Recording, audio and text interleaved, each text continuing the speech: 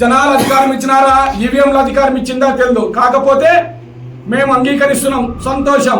మీరు ఎందుకు అధికారంలోకి వచ్చారు? సూపర్ 6, సూపర్ రైట్, దాంట్లో అమలు చేయండి అయ్యా అంటే పొద్దున లేచినప్పటి నుంచి కూటమిలో ఉన్న నాయకులందరూ జగన్మోహన్ రెడ్డి గారిని విమర్శించడం తప్ప వేరే పనే లేదు మీకు. మీ సూపర్ 6లో ఒక్కటి అమలు చేశారా? ఒక పింఛన్ మాత్రం ఇస్తున్నారంతే. మొత్తం వ్యవస్థ అంతా నాశనం చేస్తున్నారు. ఈరోజు సచివాలయ వ్యవస్థ దేశంలోనే అతిపెద్ద వ్యవస్థ, గాంధీజీ కళ్ళన వ్యవస్థ ఈ సచివాలయ వ్యవస్థ. అలాంటి వ్యవస్థని మీరు నాశనం చేసి పెట్టారు.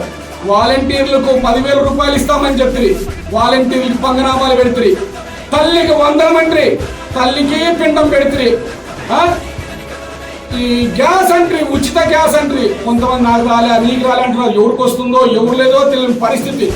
ఒక్క పథకం కాకపోతే ఒక పథకాన్ని అమలు చేయలేనివంటి మీరు నాయకులా? మీరు జగన్మోహన్ రెడ్డి గారిని విమర్శించేంత స్థాయి మీకు ఉందా? ఒకసారి తెలుసుకోవాలా మణికంఠ గారు.